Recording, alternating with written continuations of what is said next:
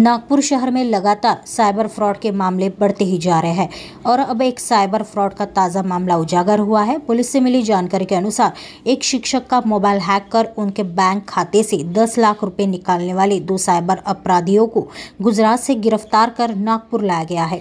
गिरफ्तार आरोपियों के नाम आनंद दहाड़िया उम्र 29 वर्ष और रिजवान शेख उम्र 30 वर्ष है। पुलिस सूत्रों से मिली जानकारी के अनुसार पीड़ित शिक्षक जरीपटका इलाके में ट्यूशन क्लास चलाते हैं।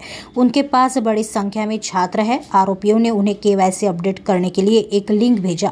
जैसे ही शिकायतकर्ता शिक्षक ने लिंक को डाउनलोड किया, उसका मोबाइल हैक हो गया। एक तरह से आरोपियों ने उनके मोबाइल पर नियंत्रण कर लिया। उसके आधार पर साइबर अपराधियों ने बैंक से ओटीपी प्राप्त किया और उसके आधार पर शिक्षक के बैंक खाते से 10 लाख रुपए की राशि ट्रांसफर कर ली। शिकायतकर्ता शिक्षक जब बैंक गए तो उन्हें ठगी किए जाने की जानकारी मिली।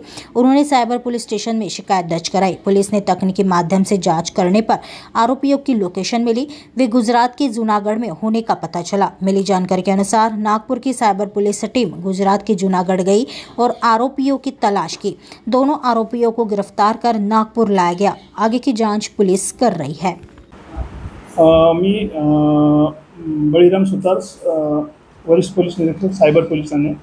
आपल्याकडे गुन्हा नंबर 43/25 379 319 318 35 BNS आणि 66 C आणि D IT ॲक्ट अन्वये दाखल होता। सदर गुन्ह्याचा तपास माननीय पोलीस आयुक्त यांच्या मार्गदर्शनाखाली आमचे DCP मतानी साहेब यांच्या मार्गदर्शनाखाली API राणे आणि आम्ही संयुक्तपणे केला। यामध्ये शिक्षक होते जे घरोघरी क्लास घेऊन गुजारा करत होते। त्यावेळेला त्यांच्या मोबाईलमध्ये एक लिंक येऊन त्यांचं सिम कॉम्प्रोमाइज झालं आणि त्यांच्या अकाउंटमधून 8 लाख रुपये ऑनलाईन फसवणूक झाली।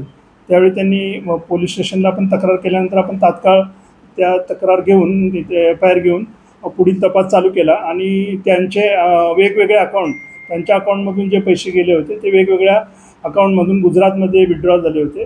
त्याबाबत तांत्रिक वगैरे तपास करून गुजरातमधून 2 आरोपींना जूनागढ़ येथून ताब्यात घेऊन तेथील कोर्टाचं ट्रान्झिट रिमांड घेऊन आणलेलं आहे। सदर 2 आरोपींची नावे आनंद नरेंद्रभाई डडानिया 30 वर्ष आणि रियाज फिरोज शेख 30 वर्ष जूनागढ़ गुजरात अशी त्यांची दोघांची नावे आहेत। त्यांना माननीय न्यायालयात हजर केले असता त्यांची 19 पर्यंत पोलीस कस्टडी दिली आहे। पोलीस कस्टडी दरम्यान त्यांच्याकडून कुठे पैसे वापरले आणि त्यांच्या अकाउंटवर जे पैसे आहेत त्याबाबत त्यांनी खुलासा केलेला आहे। यापूर्वी सदर आपण गुन्ह्यामध्ये 2.5 लाख रुपये वेगवेगळ्या अकाउंटमध्ये फ्रीज केले होते। ते कंप्लेंटंटना फिर्यादीनं परत मिळालेलं आहे आणि 2 आरोपी असे अटक करून गुन्ह्याचा तपास माननीय CP यांचे तसेच माननीय DCP यांच्या मार्गदर्शनाखाली चालू आहे।